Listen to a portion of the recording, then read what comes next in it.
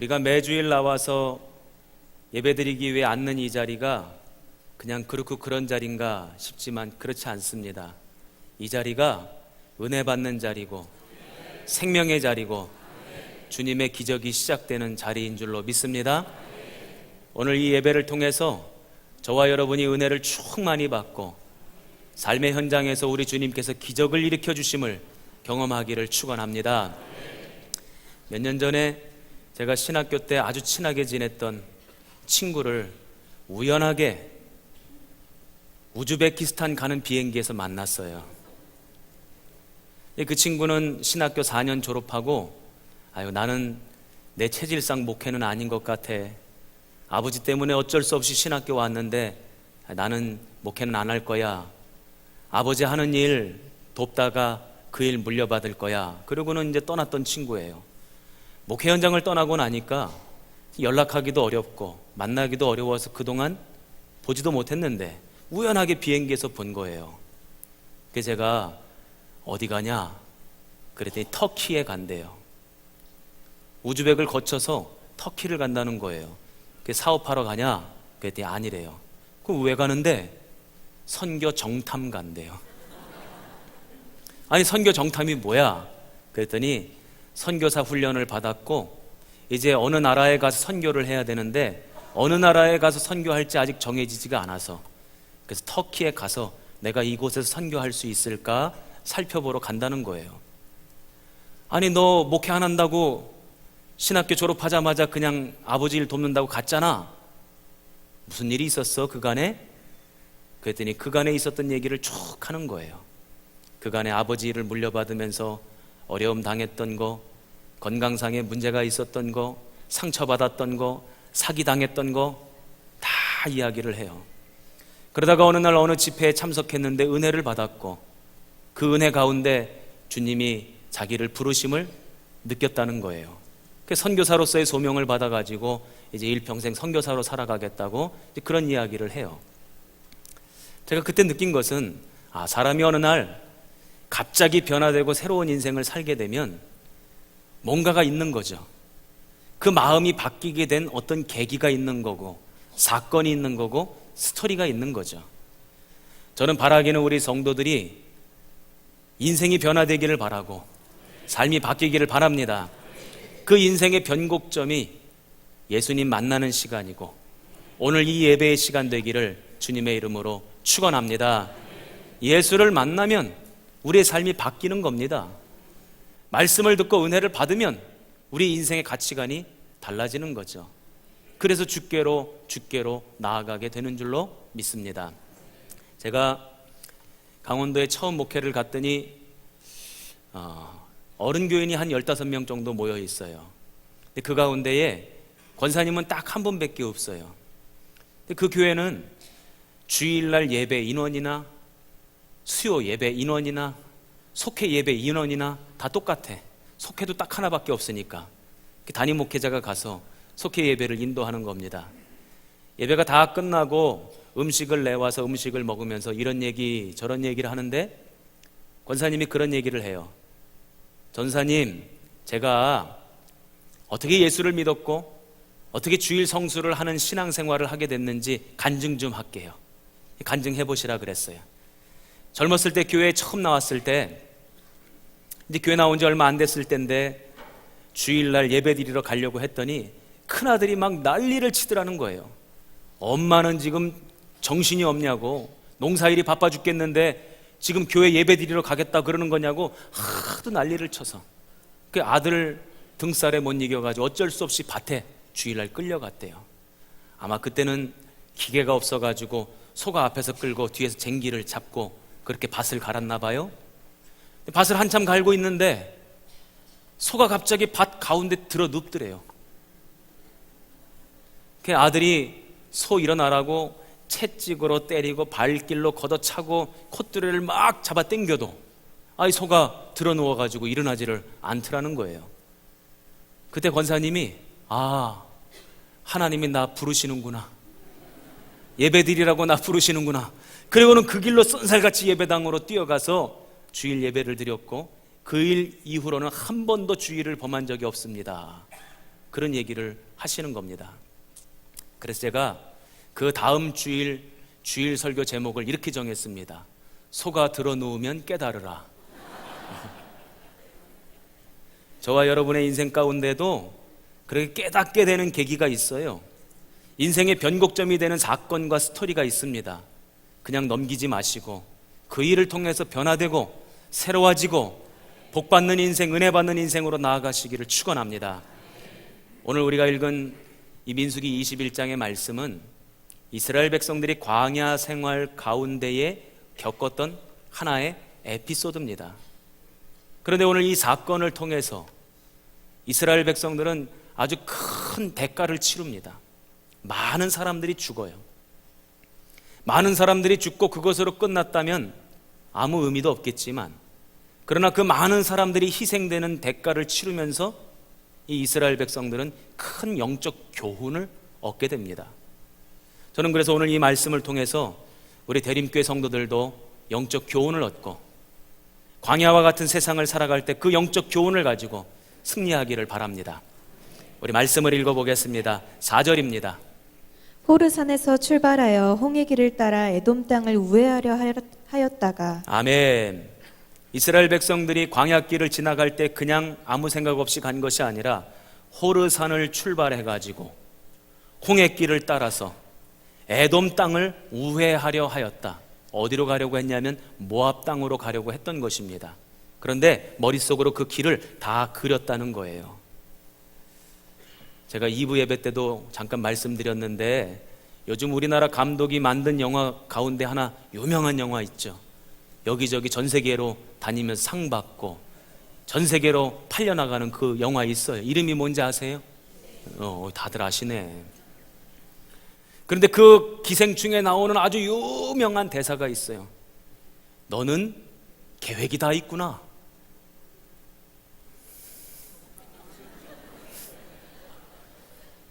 우리 교인들은 잘 모르는구나. 아니, 그런 유명한 대사가 있어요.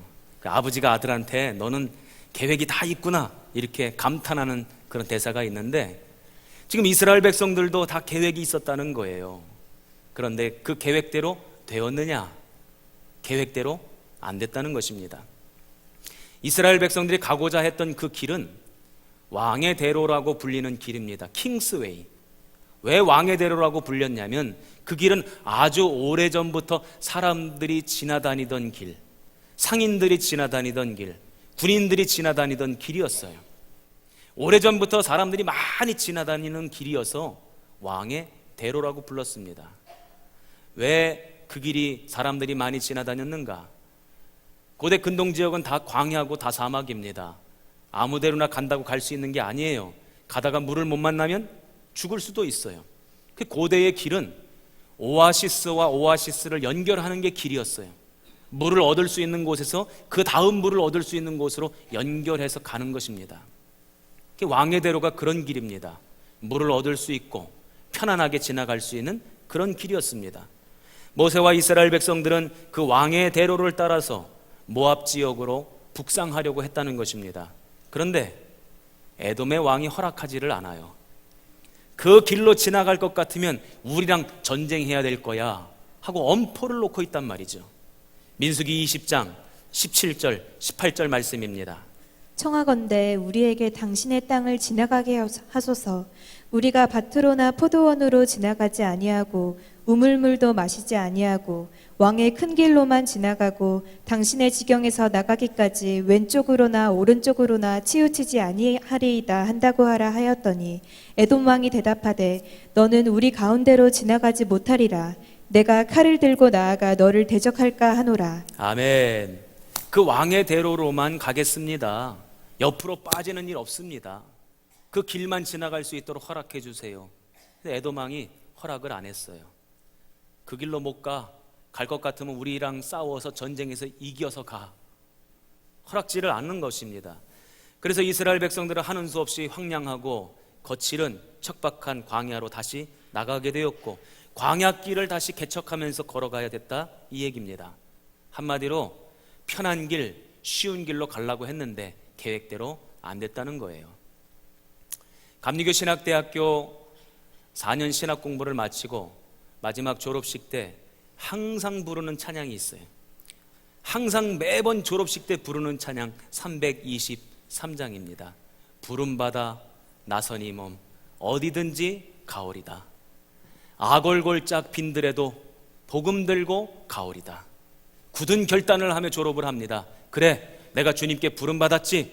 어디를 가라고 하시더라도 내가 가야지 하고 그렇게 결단을 하고 다짐을 하고 졸업을 합니다. 그런데 막상 섬에서 오라고 하면 다들 꺼려합니다. 산골짜기에서 오라고 하면 굉장히 부담스러워합니다. 하나님, 목회라고 하는 것이 쉬운 길 아닌 건 알지만 여러 길이 있는데 그래도 그 가운데서 조금이라도 쉬운 길로 가고 싶습니다. 목회의 길이 어려운 거 다 알고 시작했지만 그래도 그 많은 목회, 다양한 목회의 길 가운데 조금이라도 편한 길 있으면 그 길로 가게 하옵소서. 졸업생들의 마음이 금세 바뀝니다. 저는 처음부터 어디든지 가오리다, 저를 산골짜기로 보내주세요 하고 기도를 했습니다. 그랬더니 2달 만에 정선에서 오래요. 그래서 그 교회를 처음 찾아가는데요, 어떻게 오라고 연락이 왔어요. 그래서 갑니다. 차를 운전해서 가는데 산 넘어 물 건너, 산 넘어 물 건너, 교회가 안 나와요. 차를 세워놓고 전화를 걸었어요. 아니, 지금 산을 몇 개를 넘어갔는데도 아직 교회가 안 나온다고. 아, 어디냐고. 여기 어디라고. 그랬더니 거기서 산 2개만 더 넘어오면 된대요. 마지막 산을 넘어가는데요, 운전을 해서 넘어가는데 제가 사실은 놀랐어요. 마주오는 차를 한 대를 못 만났어요. 진짜 시골인 거예요. 야, 이 산을 넘어가면 전기는 들어올까? 물은 나올까? 교회에 도착하고 나서 그런 기도가 되더라고요. 하나님, 제가 산골짜기로 가긴 간다고 했지만 여긴 너무 산골짜기네요. 사람인지라 조금이라도 편한 길을 찾습니다. 그런데 그게 인생이 아닌 거죠. 오늘 이스라엘 백성들은 조금이나마 편한 길로 가기를 원했는데 뜻대로 안 됐다는 거예요. 그래서 이스라엘 백성들이 어떻게 됐는가? 4절입니다. 길로 말미암아 백성의 마음이 상하니라. 아멘. 계획대로 되지 않았고 그래서 이스라엘 백성들의 마음이 상했다는 것입니다. 여기서 상했다는 표현은 단순히 속상했다 이런 얘기가 아닙니다. 부글부글 끓다가 폭발했다는 거예요.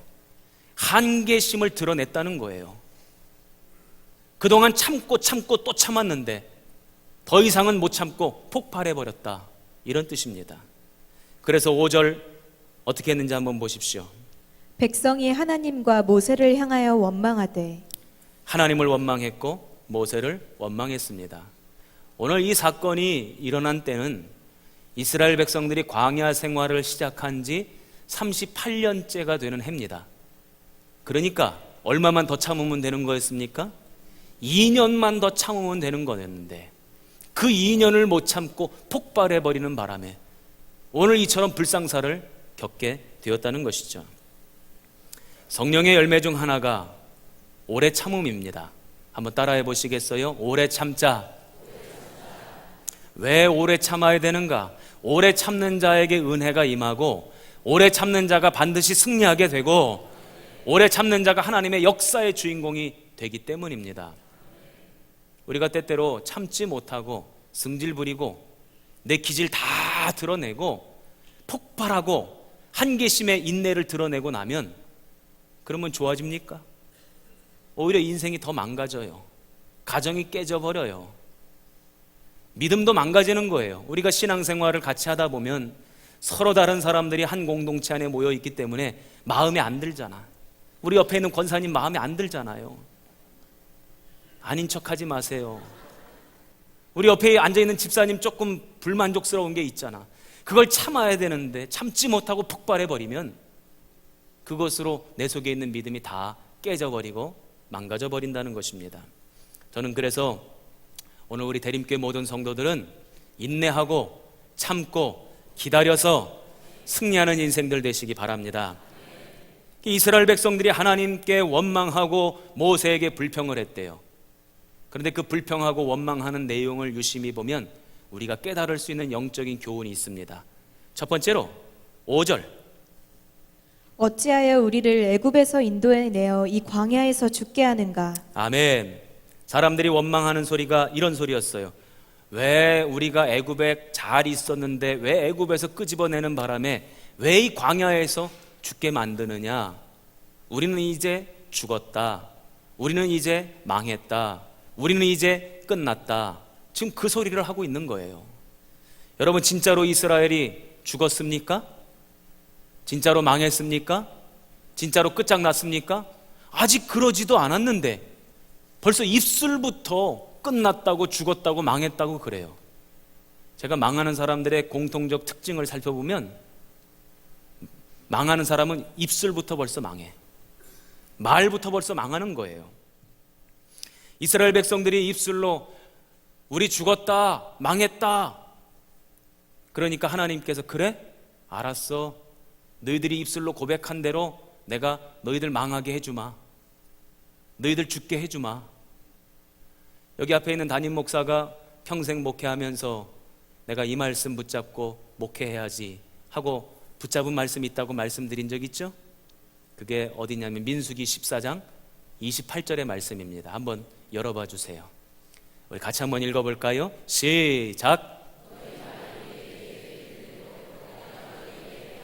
아멘. 하나님께서 말씀하시기를 너희 말이 내 귀에 들린 대로 내가 너희에게 행하리라. 망했다고? 알았어, 망하게 할게. 죽었다고? 알았어, 죽여줄게. 이게 주님의 말씀이에요. 지금 이스라엘 백성들은 망하게 되었다고, 죽게 되었다고 입술로 고백한 대로 오늘 본문에서 그래서 망하게 되었고 죽게 되었습니다. 저와 여러분은 믿음의 백성입니다. 믿음으로 삽니다. 믿음으로 산다라고 하는 것의 결정적인 모양이 무엇이냐면 입술로 믿음의 말을 하는 거예요. 따라해 보십시다. 믿는 사람은 믿음의 말을 한다. 아무리 죽을 것 같고 망할 것 같아도 아니야. 하나님이 도와주시면 우리는 살아. 하나님이 지켜주시면 우리는 승리할 수 있어. 하나님이 도와주시면 되는 거야. 믿음의 말을 하시기를 축원합니다. 그러면 하나님께서 그 소리를 들으시고 들으신 대로 역사하여 주실 줄로 믿습니다. 2020년 비록 저녁에는 울음이 깃들일지라도 아침에는 기쁨이 올 거야. 이렇게 날마다 믿음의 말을 하는 인생들 되시기를 바랍니다. 두 번째로 다시 한번 5절 봅니다. 이곳에는 먹을 것도 없고 물도 없도다. 아멘. 광야에 나가보니까 물도 없대요. 먹을 것도 없대요. 그게 있는 현실 그대로를 표현한 말입니다. 그런데 하나님은 이것을 탐탁하게 여기지 않으셨어요. 조금 전에도 제가 말씀드렸던 것처럼 믿음의 사람은 믿음의 말을 해야 되는데 지금 이스라엘 백성들은 현실을 그대로 이야기하고 있는 것입니다. 현실이 어렵대요. 못 살겠대요. 힘들대요. 괴롭대요. 안 된대요. 불가능하대요. 이거는 안 믿는 사람들도 다 할 수 있는 말이에요. 괜히 우리들까지 거기다가 곁들일 필요가 없습니다. 우리 믿는 사람들은요, 안 믿는 사람들도 다 하는 말, 그런 말 하는 사람들이 아니에요. 우리 믿는 사람들은 하나님이 행하실 일을 예언하는 사람들입니다. 할렐루야. 예수님께서 오병이어 기적을 일으키실 때 이 많은 사람들을 먹이고 싶대요. 그랬더니 똑똑한 빌립이 나섭니다. 주님, 이 많은 사람들 다 먹이려면 200데나리온이나 되는 많은 돈이 필요합니다. 그 돈이 우리가 지금 없지만 만약에 있다 한들 이 많은 음식을 지금 어디 가서 사옵니까? 안 될 일입니다. 현실을 정확하게 이야기하고 있죠. 그런데 그때 안드레가 물고기 2마리 떡 5개를 가지고 옵니다. 아이고, 주님이시면 어떻게 좀 한번 해보실 수 있지 않을까요? 주님, 한번 이것 가지고 한번 일해보시죠. 주님은 똑똑한 빌립을 통해서 일하시는 것이 아니라 믿음의 말, 믿음의 생각을 하고 있는 안드레를 통해서 일하시는 거죠. 오늘 저와 여러분이 믿음으로 믿음의 말을 선포하시기 바랍니다. 하나님이 행하실 일을 선포하시기 바랍니다. 자, 한번 제가 또 확인해 볼 거예요. 뭐 확인할지 아시죠? 자, 예언이란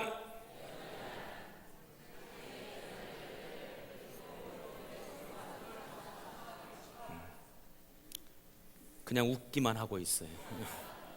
따라해 보세요. 예언이란 장래에 일어날 일을 믿음으로 오늘 어떻게 하는 거라고요? 선포하는 것이다. 이게 우리 믿는 자들이 해야 할 말입니다. 상황이 어렵더라도, 현실이 힘들더라도 그것 보지 말고 하나님이 행하실 일을 바라보며 믿음으로 오늘 선포하는 거죠. 세 번째로 다시 한번 5절 봅니다. 우리 마음에 이 하찮은 음식을 싫어하노라. 아멘. 지금 이스라엘 백성들에게 음식이 있기는 있대요. 그런데 그 음식을 하찮은 것으로 여기고 있다는 것입니다. 어떤 음식이 있는 거예요? 하나님께서 내려주신 만나가 있을 거고 메추라기가 있을 거죠.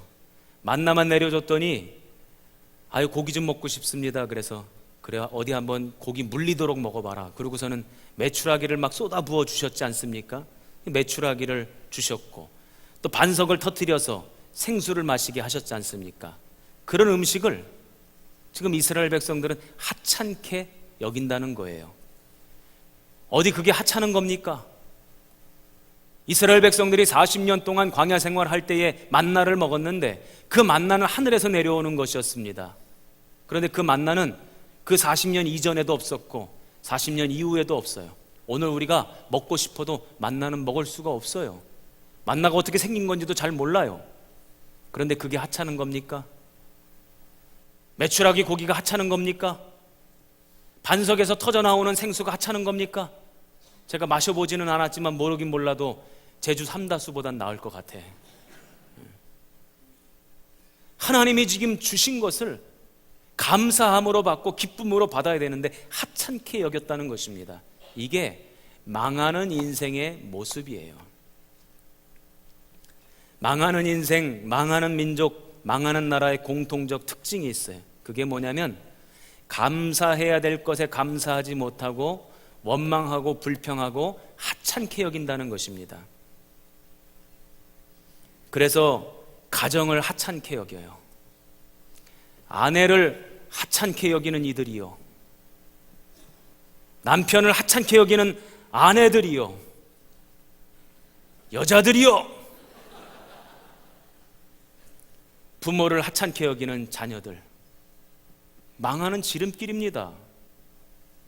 내가 다니는 학교를 하찮게 여기고, 내가 신앙생활하는 교회를 하찮게 여기고, 내가 일하는 일터를 하찮게 여기고, 나를 영적으로 인도하는 목사님을 하찮게 여기는 그 하찮게 여기는 그 마음은 망하는 길이에요. 오히려 하나님이 나에게 주신 것, 그것에 감사하고 그것을 기뻐할 때 하나님은 더 좋은 것을 주시고 더 복된 것을 우리 인생에 쏟아부어 주실 줄로 믿습니다. 지금 이스라엘 백성들이 하나님이 주신 것 하찮게 여기고 불평하고 원망하고 불신의 말을 해서 어떻게 되었다는 것입니까? 다 죽게 됐대요. 6절입니다. 불뱀들을 백성 중에 보내어 백성을 물게 하심으로 이스라엘 백성 중에 죽은 자가 많은지라. 지금 이스라엘 백성들이 그래서 다 죽게 생겼다는 것입니다. 뱀이 나와서 이스라엘 백성들을 옳거니 우리 밥이구나 그리고는 물었다는 거예요. 제가 지난 신년 축복성에 우리 하근수 목사님 말씀 통해서 은혜를 많이 받고 깨달은 것이 있는데 그게 뭐냐면 창세기 3장 14절의 말씀입니다. 우리 같이 한번 읽어보겠습니다. 시작.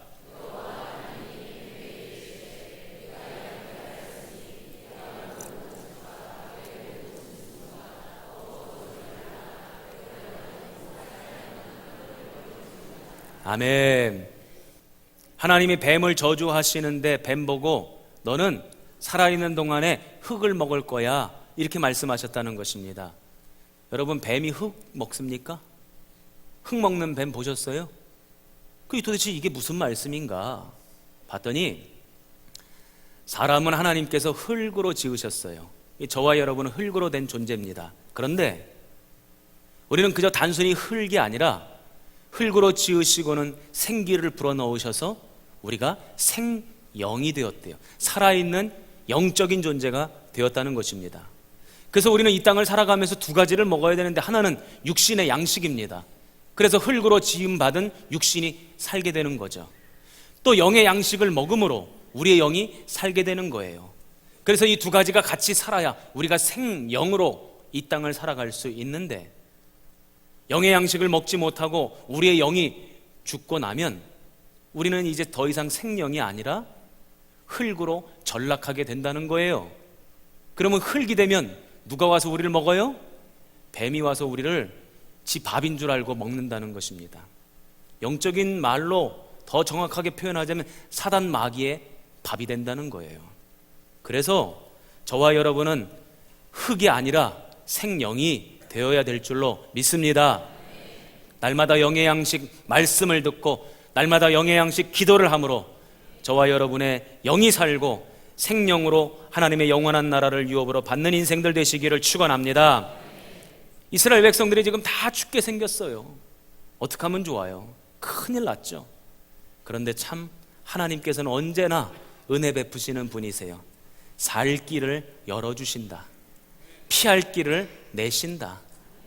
피할 바위를 허락하시고 피할 방패가 되어주시고 하나님 우리의 산성이 되어주시고 요새가 되어주시는 그런 사랑이 많으신 하나님이신 줄로 믿습니다.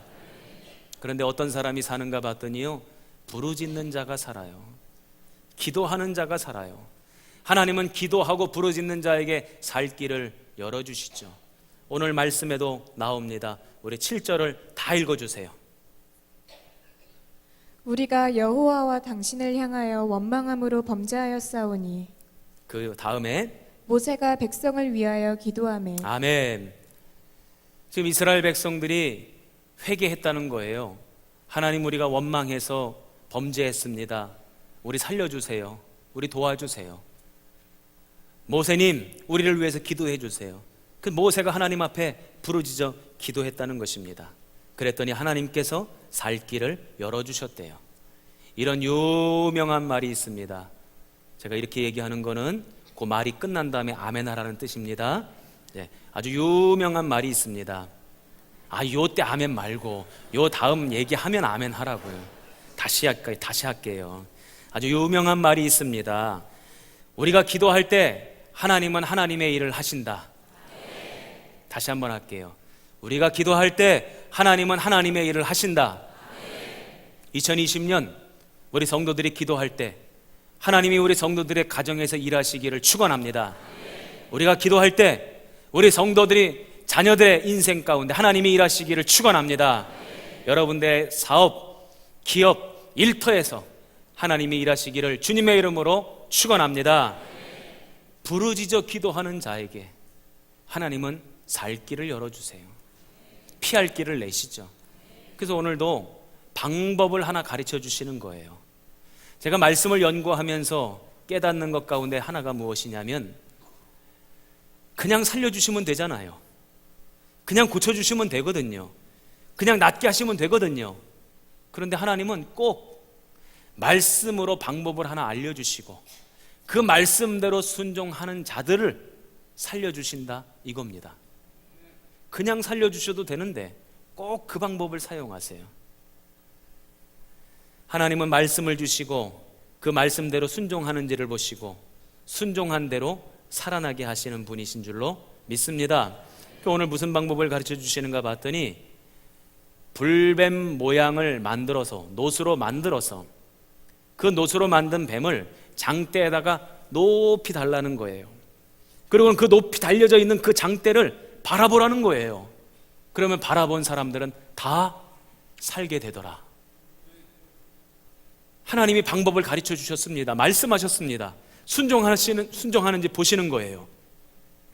여기서 궁금한 게 하나 있습니다.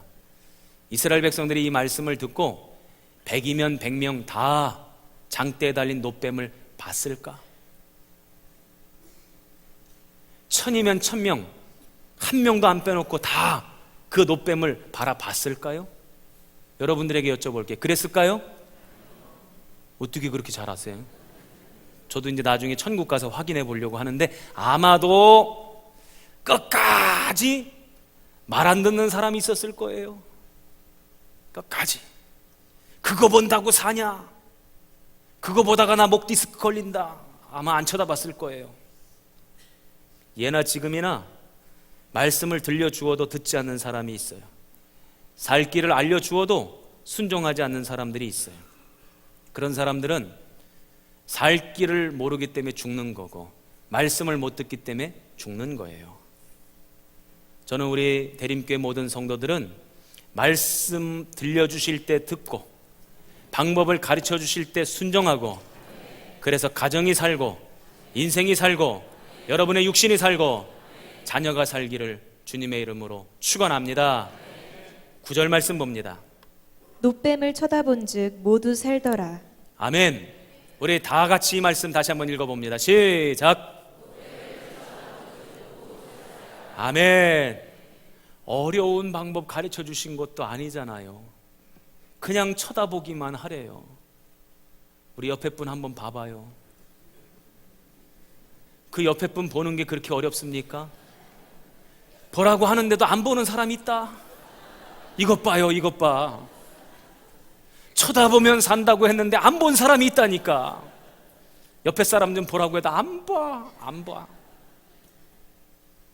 하나님이 우리를 구원해 주시는 방법, 그분이 치루어야 되는 대가는 너무나 큰 것이지만 그 구원을 받는 우리는요, 우리에게 뭘 대단한 것을 원하시는 것이 아니에요. 그럴듯한 것, 의리의리한 것을 우리에게 요구하시는 것이 아닙니다. 아주 쉬운 거, 아주 간단한 거 쳐다보기만 하래요. 믿음으로 바라보기만 하래요. 할렐루야. 구약에 수없이 많은 사건들이 있고 에피소드가 있고 스토리가 있어요. 그 많은 이야기들 가운데 예수 그리스도 십자가 구속의 사건을 미리 예표하고 힌트 주는 그런 사건들이 있습니다. 그런데 오늘 본문이 바로 그 사건 중 하나예요. 이스라엘 백성들은 장대에 달린 놋뱀을 바라보면서 야, 저 놋뱀처럼 우리가 죽었어야 되는데 저걸 바라봄으로 우리가 살았구나. 놋뱀이 죽었구나. 하나님의 은혜로 놋뱀이 죽고 내가 살았구나. 그것을 바라보면서 아마 느꼈을 거예요. 마찬가지입니다. 오늘 우리는 십자가에 달린 예수님을 바라보기만 하면 삽니다. 2020년 다른 것 없습니다. 광야길 지나가고 계실 텐데, 어려운 시절을 보내고 계실 텐데 우리가 바라볼 것은 십자가에 달린 예수님입니다. 그 십자가에 달린 예수님을 바라보고 바라본즉 쳐다본즉 모두 살더라. 이 말씀이 오늘 저와 여러분의 말씀 되기를 주님의 이름으로 축원합니다.